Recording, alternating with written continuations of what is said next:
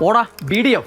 Beef dry fry ചോദിച്ചാൽ നിങ്ങൾക്ക് കിട്ടിയ എന്താണ്? Beef roast. നിങ്ങൾ കൊണ്ടുവന്ന ആളോട് പറയാണ് പോടാ BDF. ഓക്കെ, പോർച്ചുഗീസുകാരാണ്, ഡച്ചുകാർ അഥവാ ഹോളണ്ടുകാർ അഥവാ നെതർലാൻഡുകാരാണ്, ബ്രിട്ടീഷുകാരാണ്, ഡാനിഷുകാരാണ്, ഫ്രഞ്ചുകാരാണ്. ഇന്ത്യയിലേക്ക് വന്ന വിദേശ ശക്തികൾ ക്രമത്തിൽ ഓർമ്മിക്കാനുള്ളതാണ് പോടാ BDF. ഇതേപോലെ തന്നെ നമുക്ക് ഈ വന്നവരുടെയൊക്കെ പ്രധാന അധിനിവേശ പ്രദേശങ്ങൾ ഓർമ്മിക്കാൻ നോക്കും. പ്രധാന പോർച്ചുഗീസ് അധിനിവേശ പ്രദേശങ്ങൾ ഓർമ്മിക്കാൻ വേണ്ടിയിട്ട് ഗോവയിലെ ദാദ കൊച്ചിയിലെ പോർച്ചിൽ നിങ്ങൾ ഓർമ്മിച്ചാൽ മതി. ഗോവയിലെ ദാദ കൊച്ചിയിലെ പോർച്ചിൽ കിടക്കാന്ന് വിചാരിച്ചാൽ മതി. ഗോവ ദാദ രണ്ടെണ്ണം കിട്ടണം, ദാമൻ ദിയു. കൊച്ചി പിന്നെ പോർച്ചിൽ എന്നത് പോർച്ചുഗീസുകാരാണ്. അപ്പോൾ പോർച്ചുഗീസ് കോളനികൾ അല്ലെങ്കിൽ പോർച്ചുഗീസിന്റെ അധീനതയിലായിരുന്ന പ്രദേശങ്ങൾ അവിടെ കിട്ടും. ഇനി അതേപോലെ നമുക്ക് ഡച്ച് പ്രദേശങ്ങൾ ഓർമ്മിക്കാം. ഡച്ച് പ്രദേശങ്ങൾ ഓർമ്മിക്കാൻ വേണ്ടി നമ്മൾ സോഷ്യൽ മീഡിയയിലൊക്കെ സജീവമായിട്ടുള്ള നാഗച്ചേച്ചി എവിടത്തുകാരിയാണെന്ന് ഞാൻ നിങ്ങൾക്ക് പറഞ്ഞു തരാമെന്ന് വിചാരിച്ചാൽ മതി. എവിടത്തുകാരിയാ? ചിൻ ബറോച്ചിലാണ്. ചിൻ ബറോച്ചിലെ നാഗ അമ്മച്ചി ഡച്ചുകാരിയാണ്.